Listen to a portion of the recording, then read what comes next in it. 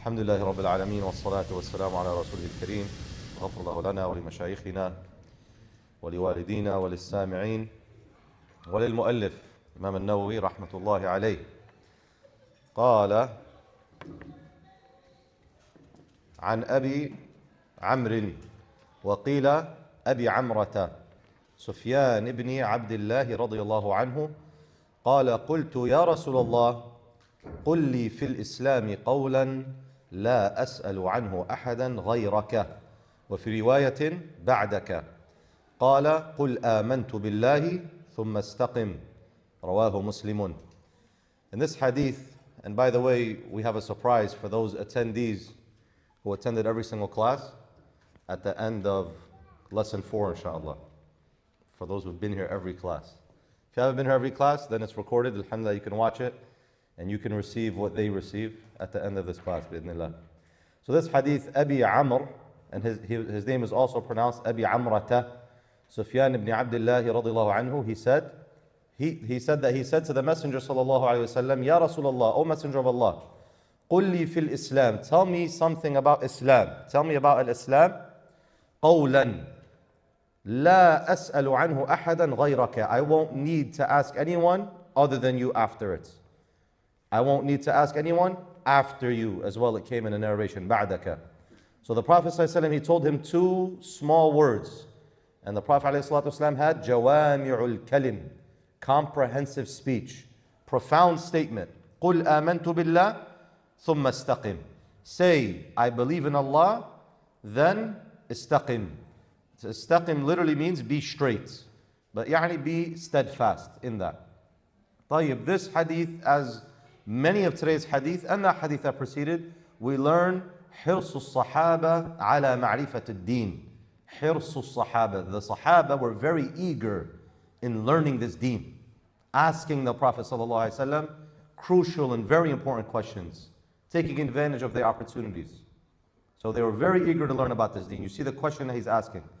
Tell me a statement that I don't need to ask anyone after. Shaykh Abdul Muhsin Abad, Hafidhullah, he said, لا يحتاج إلى أحد بعد رسول الله. That he won't need anyone after the Messenger sallallahu alayhi wasallam. So what was the Prophet's answer? قل آمنت بالله. Say that I believe in Allah. ما معنى جامع الكلم? Because we said that the Prophet ﷺ had جوامع الكلم, comprehensive speech. جوامع الكلم يعني قليل اللفظ واسع المعنى. قليل اللفظ واسع المعنى. That the speech is few, just a few words, but the meaning is واسع, is vast. ما معنى استقم? What does it mean to be straight? الاستقامة, الاتباع والاستمرار. Two things. الاتباع والاستمرار. It's to follow. Say you believe in Allah and then actually follow that up with adherence to the deen. And istimrar, consistency, remaining on the deen. So we need to have these two things. This hadith sahih, rawahu Muslim. Nurid, what we learn from this hadith is nurid al-du'a. Ya muqallib al-qulub thabbit qulubana ala dinik. How are we going to stay steadfast? When you hear the second part of the hadith, thumma istaqim, remain steadfast for your whole life. How does a person do that? Except by reliance upon Allah and a help and an aid from Allah. So we learn that we need to make dua to Allah Jalla fi'ula. On the topic of Iman, we're going to talk about Iman and we're going to talk about Istiqamah. Iman, Shaykh Salih al-Fawzan, Hafidhahullah, he said, Al-Imanu, write this down, you need to know the definition of Iman. Al-Imanu, قول باللسان واعتقاد في القلب وعمل بالجوارح. Three things. What is Iman? Iman is قول باللسان, it's a statement on your tongue. So the Prophet ﷺ commanded us in this hadith to do what? To say, قُل آمَنْتُ بِاللَّهِ. Say that I believe in Allah. So we have to actually proclaim it with your tongue. You can't enter the fold of al-Islam without taking the shahada, صح? And the shahada is bil-lisan. You have to say it out loud. You can't just believe it in your heart and never say it out loud. It's not enough. You have to say it. So Iman is قول باللسان واعتقاد في القلب, and it's a belief in the heart. وَعَمَلٌ بِالْجَوَارِحِ, and it's actions of the limbs. And that's what we really need to pay a lot of attention to, is that what we do with our limbs is Iman. And many of the ulama, they say, الإيمان يزيد بالطاعة وينقص بالمعاصي. Iman, we all know, goes up and down, صح? How does it go up and how does it go down? يزيد بالطاعة. The more you obey Allah, your Iman just goes up.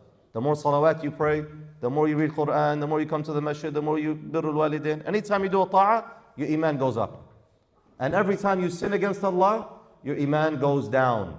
However, Abi Zayd, who is also known as Malik al-Saghir, Ibn Abi Zayd, rahimahullah, that's 5 minutes.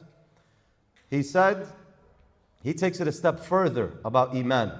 He said, يزيد بزيادة الأعمال وينقص بنقصها. That the more you do actions, the more your Iman increases. And not only like the first definition we gave, which is, how does Iman decrease? By doing bad deeds, right? His definition goes even further than that. He says, the more you do good deeds, the more your Iman goes up. The less you do good deeds, whether you're doing bad deeds or not, the less you do good deeds, your Iman starts declining. وَهَذَا الصَّوَابُ Allahu a'lam. This is the truth. The more you're heedless of Allah, the more you forget Allah, your Iman is constantly on a decline. And how often in our day are we actually remembering Allah? A lot of us, not even in our salah, are we paying attention, let alone the rest of our day. So we need to remember Allah so our Iman can increase. This is what we learn about Iman through this hadith. As for istiqamah, Shaykh Salih al-Fawzan hafidhullah, he said, al-istiqamatu an yakuna al-insan mu'tadilan mustaqiman bayna al-ghuluwi wat-tasahul. Istiqamah is to take a middle course, to be in the middle between extremism and what's tasahul? To be lackadaisical? What's a better, somebody laughed at me when I said that word before. What's the easier word for that? You guys know lackadaisical? I thought it was a regular word. The shabab, they started laughing when I said it last time. Yani to be ghulu, extreme, or to be too easygoing in the deen. Istiqamah is that you're in the middle. This is istiqamah. 2 ayat we're going to mention, then we're going to go to the next hadith. The first in Surah Fussilat, ayah number 30, where Allah subhanahu wa ta'ala, He said, إِنَّ الَّذِينَ قَالُوا رَبُّنَا اللَّهُ ثُمَّ اسْتَقَامُوا. Look at how the ayah matches the hadith. Indeed, those who say, رَبُّنَا اللَّهُ ثُمَّ اسْتَقَامُوا, and then they're steadfast, they're consistent and they follow up with action, تَتَنَزَّلُ عَلَيْهِمُ الْمَلَائِكَةِ. The malaika come down upon them.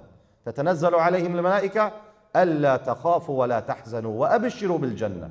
That you shall not grieve and you shall not fear, and receive glad tidings of Jannah. الَّتِي كُنْتُمْ تُوعَدُونَ. That which you were promised. And another ayah, إِنَّ الَّذِينَ قَالُوا رَبُّنَا اللَّهُ ثُمَّ اسْتَقَامُوا فَلَا خَوْفٌ عَلَيْهِمْ وَلَا هُمْ يَحْزَنُونَ أُولَٰئِكَ أَصْحَابُ الْجَنَّةِ خَالِدِينَ فِيهَا. So we see the ayat indicating that what does a person get if he follows this hadith? You get Jannah. We ask Allah to make us from Ahlul Jannah, and to make us from those who say we believe and to follow up with istiqamah.